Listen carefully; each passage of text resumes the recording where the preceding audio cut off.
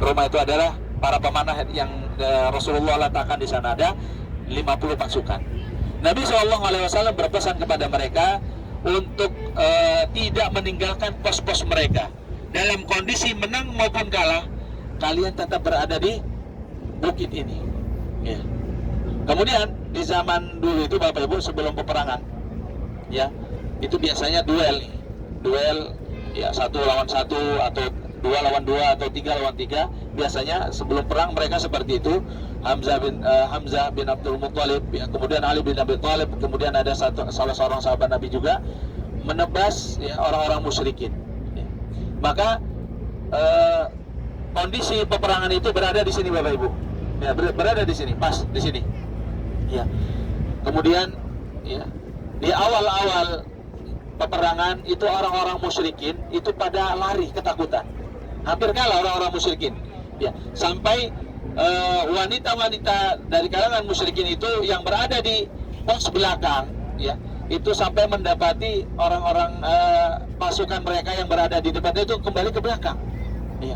Makanya orang-orang yang berada di atas bukit itu melihat di bawah ini orang musyrikin udah meninggalkan harta-harta mereka. Ya, mereka tidak ingat pesan, ya, Rasulullah SAW untuk tidak meninggalkan. Ya, mereka tertipu dengan dunia. Ya. Oleh karena itu, ya, mereka langsung turun, ya, untuk mengambil harta rampasan yang berada di sini. Bahkan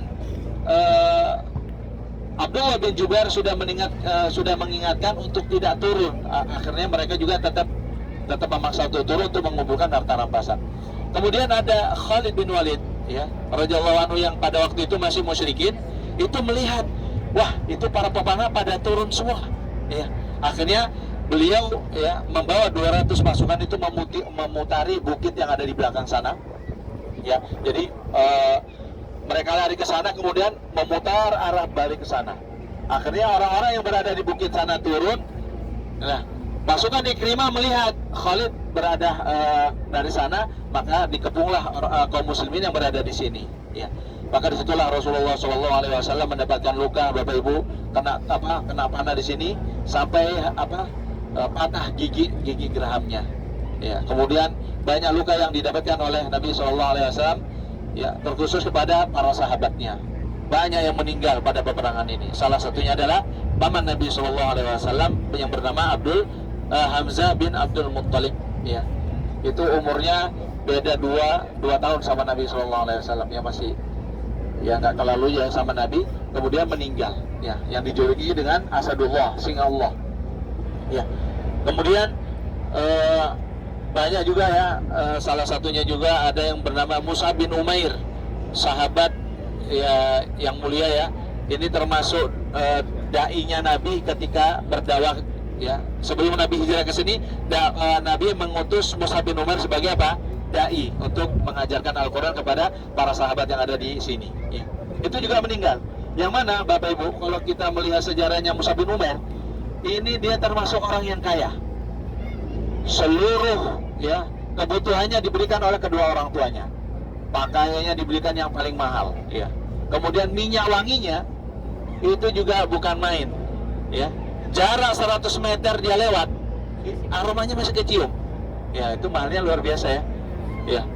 Jadi sebetulnya ketika dia masuk Islam, itu seluruh hartanya diputus oleh kedua orang tuanya. Makanya Bapak Ibu, ketika beliau Musa bin Umar ini meninggal, itu dia hanya memakai satu helai kain saja. Ketika kakinya ditutup, kepalanya kelihatan. Ketika kepalanya ditutup, kakinya kelihatan. Ya.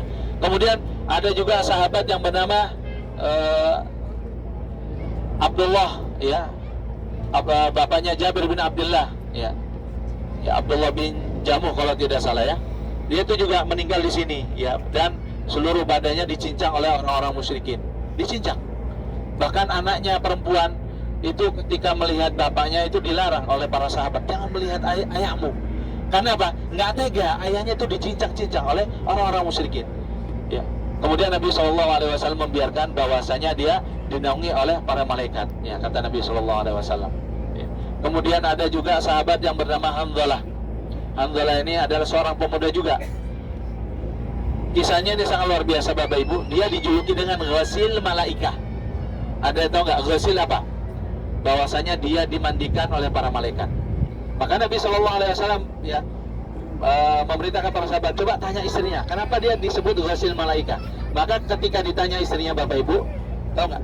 Di hari Jumat, ya, di hari Jumat itu dia baru manten baru, Bapak Ibu. Ya, baru manten baru. Ya, di hari Sabtunya ada panggilan jihad.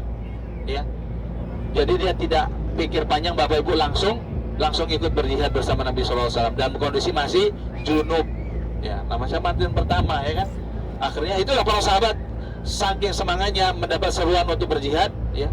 Bahkan ada sebagian sahabat juga dia udah pincang karena dia rindu untuk berjihad, akhirnya dia ikut perang dan pada akhirnya dia meninggal juga.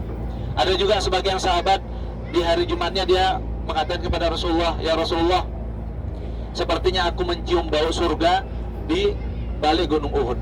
Ya. Inilah para sahabat ya yang meninggal di peperangan Uhud ini dan kuburannya di sini, Bapak Ibu. Ya. Jadi ada Nabi SAW pernah mengatakan, siapa di antara mayat-mayat tersebut yang penghafal Al-Quran, maka dikumpulkannya penghafal Quran sendiri, ya, dan dimasukkan duluan ke liang lahatnya. Ada dan kebanyakan para sahabat itu, Bapak Ibu, itu dimakamkan, ya, satu liang lahat ini ada beberapa orang sahabat, ya. Bahkan kain kafannya aja ada 2 orang, ada 3 orang dijadikan satu. Karena apa? Pada waktu itu para sahabat juga banyak yang terluka, jadi tidak sanggup kemudian dimasukkan liang lahat. Bahkan ada sebagian orang yang sebagian sahabat yang ingin memindahkan mayatnya untuk dikuburkan di Baqi, tapi Nabi SAW melarang mereka karena disitulah ya mereka para syahid meninggal, di situ mereka dikuburkan, ya.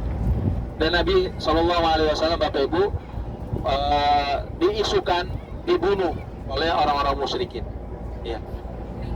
Tapi itu membuat pasukan kaum muslimin bahkan ada yang kembali ke Madinah, ya. Maka orang penduduk Madinah kaget, kenapa kalian kembali? Nggak, Rasulullah sudah meninggal. Tidak, Rasulullah belum meninggal. Akhirnya balik lagi ke sini, ya. Makanya sahabat yang mulia Abu Bakar, ya, Umar itu senantiasa menjaga Rasulullah SAW, menjadikan tameng, ya. Bahkan Rasulullah ingin dibunuh, Bapak Ibu. Rasulullah naik ke bukit, ya, ke Gunung Uhud agar supaya tidak terjangkau oleh orang-orang musyrikin. Makanya di situ kayak dibuat apa ya? Shelter. Dibuat tempat yang lebih bagus, ya, agar supaya orang-orang tahu, ya, di situ Rasulullah lari, ya, dari pasukan orang-orang musyrikin agar supaya tidak terbunuh, ya. Jadi inilah Bapak Ibu peperang Uhud, ya, yang mana banyak dari kaum muslimin yang mati, ya, di sini, ya, Bapak Ibu. Sedikit itu, ya.